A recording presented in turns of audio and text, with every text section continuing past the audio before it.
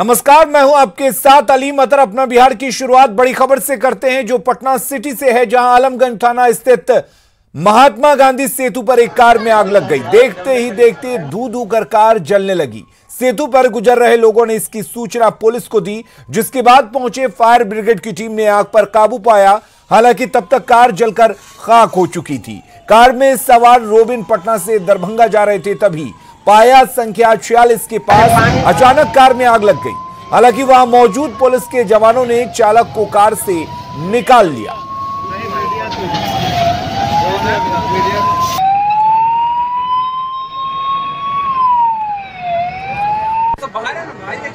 तो ये एक्सक्लूसिव तस्वीरें आप देख रहे हैं द बर्निंग कार की। गांधी सेतु पर दरअसल एक कार में अचानक आग लग गई।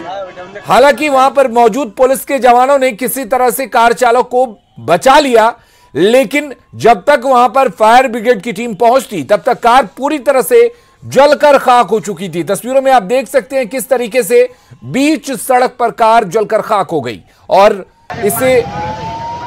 इस आग को बुझाने में मशक्कत जरूर करनी पड़ी, लेकिन जब तक कार में लगी आग को बुझा पाते तब तक कार पूरी तरह से जलकर खाक हो चुकी थी।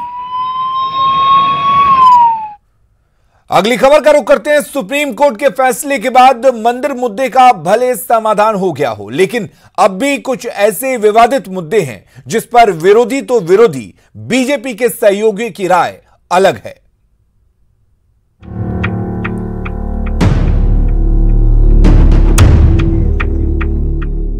2020 में होने वाले बिहार विधानसभा चुनाव के पहले बीजेपी एनआरसी के मुद्दे को एक बार फिर गरमाने के मूड में है। बीजेपी कोटे के मंत्री विनोद सिंह का साफ कहना है कि एनआरसी तो पूरे देश में लागू होकर रहेगा। भारत सरकार के आदरणीय गृह मंत्री श्री अमित शाह जी का स्पष्ट बयान है कि एनआरसी पूरे देश में लागू होगा और ये भारतीय जनता पार्टी का अपना एजेंडा है। ये तो होना ही है और होना ही चाहिए। हालांकि धारा 370, 3 तलाक और मंदिर मुद्दे की तरह ही एनआरसी पर भी जेडीयू के सुर बीजेपी से जुदा हैं। इसमें राज्य की भला हो, आर्थिक समृद्धि हो, मैं इन सवालों पर हम लोग एकदम सहयोग की भूमिका में हैं। बाकी हमारी जो स्टैंड है, पूर्व में जो स्टैंड रहा है, वो स्टैंड पर हम कायम रहेंगे। वहीं विपक्षी नेताओं का कहना है कि सुप्रीम कोर्ट ने ऐतिहासिक फैसला सुनाकर बीजेपी से मंदिर मुद्दा छीन लिया और इसी का नतीजा है कि बीजेपी अब एनआरसी राग अलाप रही है।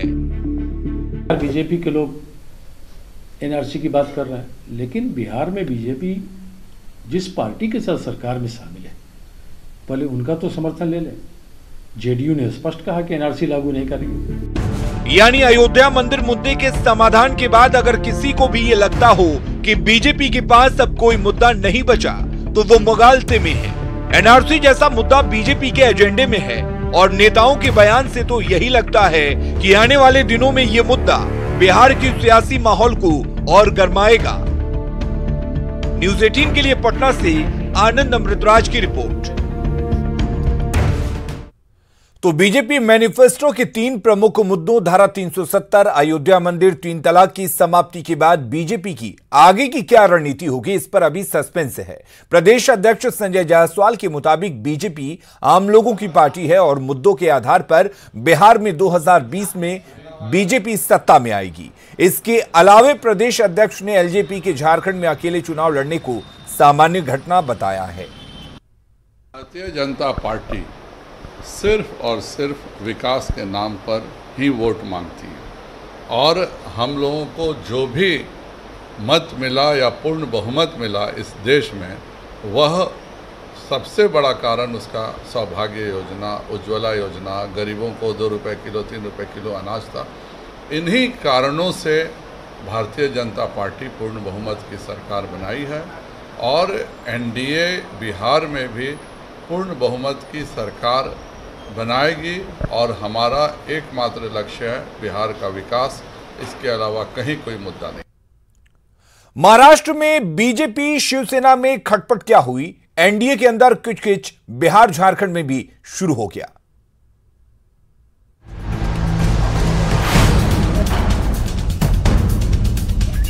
महाराष्ट्र में शिवसेना और बीजेपी की राहें क्या अलग हुई? असर बिहार झारखंड में भी दिखने लगा।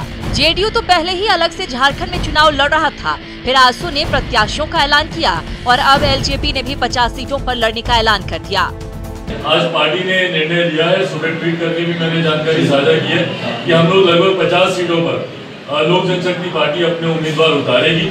विपक्ष का कहना है कि ये तो बस शुरुआत है, एनडीए ऐसे ही बिखर जाएगा। तो मैं समझता हूं कि यह संकेत अच्छे नहीं है भाजपा के लिए। यह एनडीए में बिखराव की शुरुआत है और आने वाले समय में आप देखेंगे बड़े पैमाने पर एनडीए पूरे देश। इसका मतलब साफ है कि बीजेपी का सारा सहयोगी इनसे अलग हो रहा है और झारखंड का हवा अब बिहार। जेडीयू के नेता ये तो नहीं मानते कि एनडीए बिखर जाएगा, लेकिन ये जरूर मानते हैं कि शिवसेना का अलग होना दुर्भाग्यपूर्ण है। शिवसेना का एनडीए से बाहर आना एक दुर्भाग्यपूर्ण घटना है। जेडीयू, शिवसेना, अकाली दल एनडीए के जन्म काल के मित्र हैं। वैसे बीजेपी नेताओं को यही लगता है कि महाराष्ट्र हो या झारखंड, जो भी सहयोगी अलग हो रहे हैं या अलग से चुनाव लड़ रहे हैं, उनके अपने कारण हैं और जो अलग होगा उसको खामियाजा भुगतना पड़ेगा। जिन लोगों को भी हमारे साथ आना है वो हमारी गाड़ी में सवार होकर चुनावी मैदान में उतरते हैं, लेकिन जो हमसे अलग होंगे उनका कोई भी नाम लेवा नहीं होगा। बीजेपी से अलग होने के बाद कौन खत्म होता है और कौन नहीं, ये तो भविष्य की बातें हैं। फिलहाल तो सवाल ये है कि क्या महाराष्ट्र की सियासत का असर बिहार पर भी पड़ेगा? क्या बिहार में भी एनडीए के अंदर पड़ जाएगी दरार? न्यूज़ 18 के लिए पटना से ब्रिजम पांडे के साथ ब्यूरो रिपोर्ट। और रुक करेंगे इस वक्त एक बड़ी खबर की, जो एलजेपी के विश्वस्त सूत्रों के हवाले से आ रही है। बीजेपी के खिलाफ एलजेपी का ऐलाने जंग सामने आ रहा है। झारखंड के बाद अब दिल्ली में चुनाव लड़ेगी एलजेपी। महाराष्ट्र, झारखंड के बाद अब दिल्ली में बीजेपी को एक झटका लगा है। एलजेपी जेडीयू के साथ तालमेल कर सकती है, तो दिल्ली में एलजेपी और जेडीयू तालमेल कर सकती हैं और बीजेपी को एक झटका दे सकती हैं, क्योंकि बीजेपी के खिलाफ एलजेपी ने ऐलाने जंग कर दिया है। दरअसल झारखंड में एलजेपी बीजेपी के खिलाफ चुनाव लड़ रही है, जेडीयू भी बीजेपी के खिलाफ चुनावी मैदान में है। ऐसे में एलजेपी जेडीयू के साथ तालमेल कर दिल्ली में अब ऐलाने जंग करने वाली है।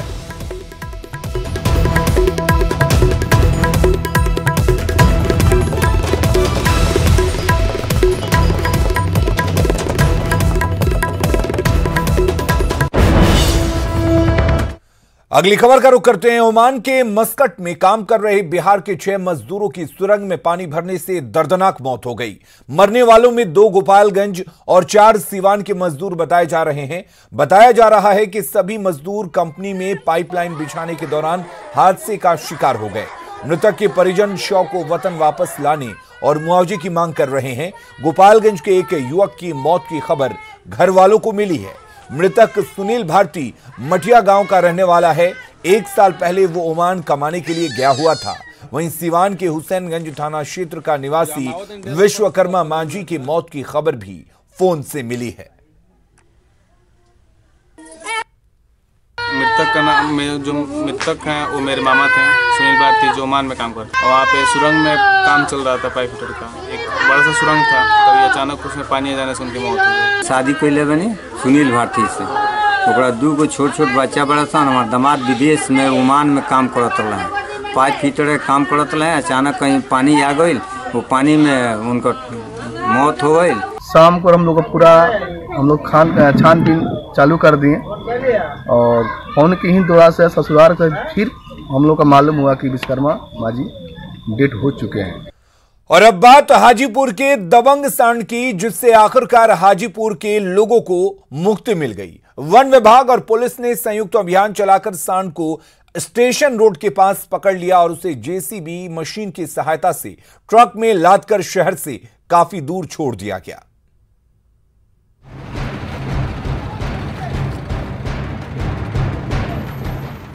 हवा में टंगे इस सांड को देखिए। फिलहाल ये लाचार, असहाय और शांत दिख रहा है, लेकिन यह अभी शांत इसलिए है क्योंकि बेहोश है। होश में होता तो उसका कुछ और ही रूप आप देख लें। जी, ये वही साढ़ है जो पिछले 10-15 दिन से हाजीपुर में लोगों के लिए परेशानी का सबब बना हुआ है। ये जिधर से गुजरता लोग भाग खड़े हुए।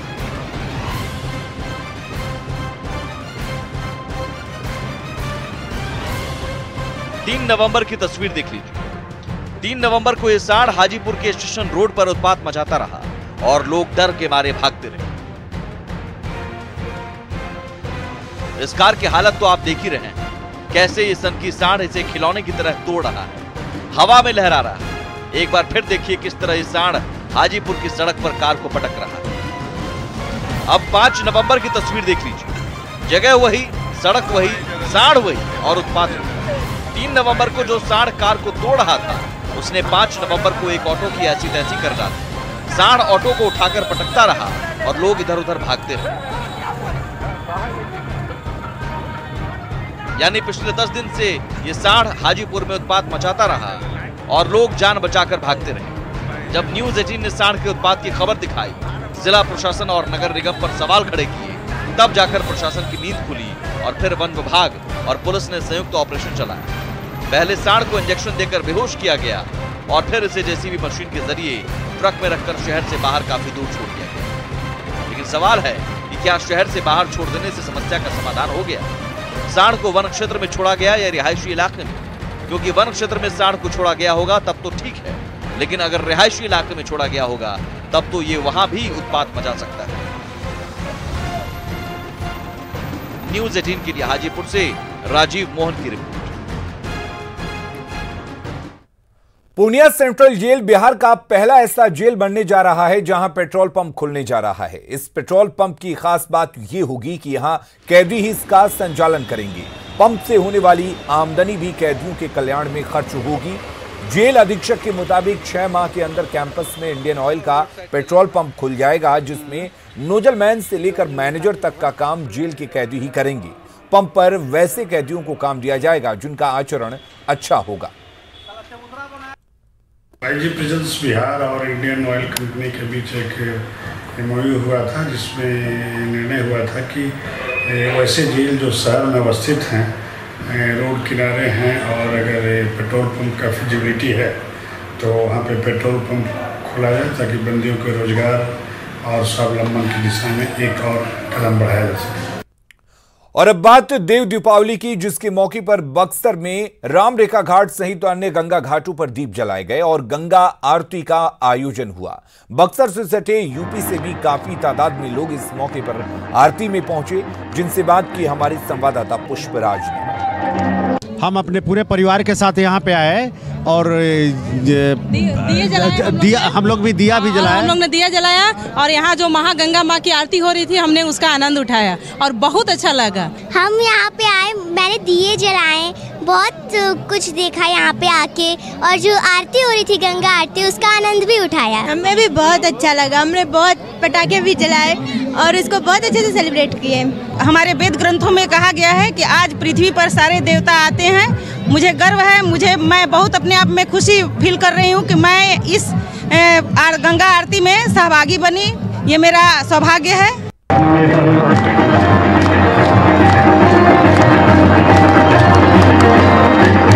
राम रेखा घाट पर देव दीपावली के मौके पर गंगा आरती का आयोजन किया गया, जिसमें बड़ी संख्या में लोग शामिल होने के लिए पहुंचे। तस्वीरें आप देख सकते हैं और इस भव्य आरती के मौके पर लोगों की भीड़ दिखाई दी। लोगों ने इस भव्य आरती का खूब आनंद उठाया।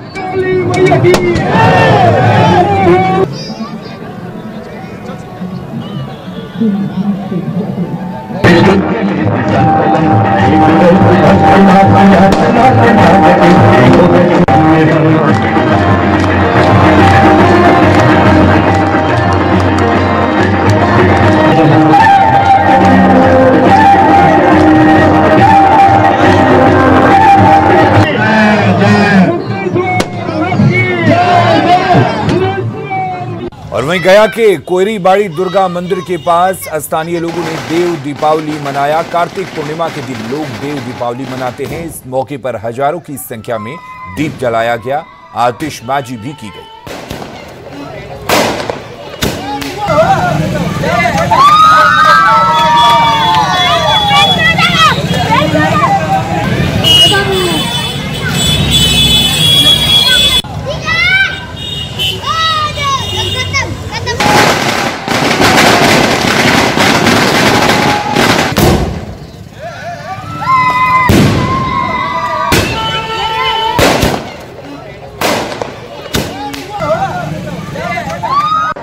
और ये तस्वीरें आप लखीसराय की देख रहे हैं। लखीसराय जिले के ऐतिहासिक अष्टघटी तालाब परिसर में देव दीपावली पर्व धूमधाम से मनाया गया। इस मौके पर लोगों ने हजारों दीप जलाकर दीपदान किया, साथ ही संध्या आरती में भी हिस्सा लिया। देव दीपावली के मौके पर देवी जागरण कार्यक्रम का आयोजन किया गया, जिसका विधिवत उद्घाटन एसपी सुशील कुमार ने किया। कलाकारों ने एक से बढ़कर एक देवी गीतों से लोगों को मंत्रमुग्ध कर दिया।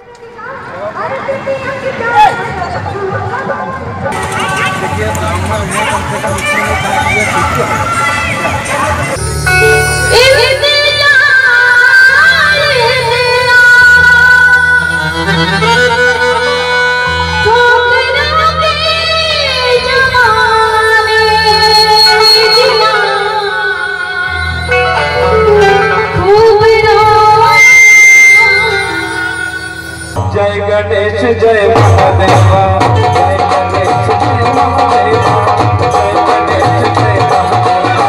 दुखियन पे कृपा करो, दुखियन पे कृपा करो, करे तेरी सेवा। और ये तस्वीरें आप सासाराम की देख रहे हैं, जहां के कुराई चक स्थित महावीर स्थान में देव दीपावली मनाई गई। इस अवसर पर मंदिर प्रांगण में सैकड़ों दिए जलाए गए।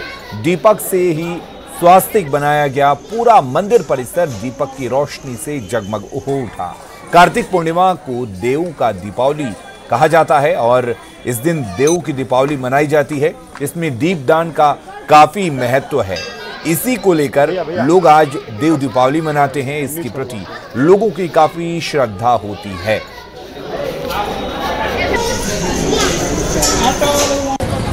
देव दीपावली को देश के अलग अलग हिस्सों में मनाया जा रहा है। कार्तिक पूर्णिमा की शाम में देव दीपावली मनाया जाता है। गोपालगंज में भी जिला प्रशासन ने भव्य तरीके से इसका आयोजन किया। थावे दुर्गा मंदिर को आकर्षक लाइट से सजाया गया है। मंदिर में 11,000 मिट्टी के दिए जलाए गए। अफसरों के साथ थावे मंदिर परिसर में सैकड़ों श्रद्धालु भी मौजूद हैं।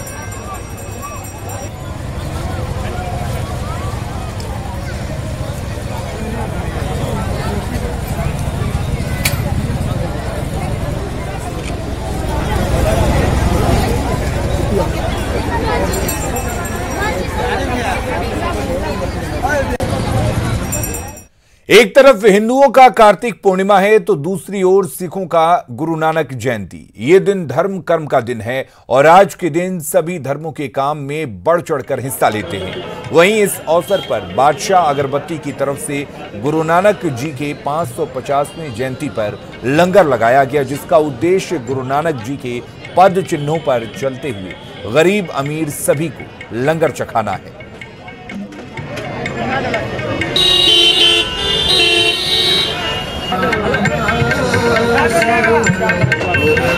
सबसे पहले तो मैं कार्तिक पूर्णिमा और गुरु नानक देव जी महाराज के 550वें सालगिरह पे मैं पूरी संगत को, पूरे देश विदेश बिहार की संगत को लख लख बधाई देता हूं।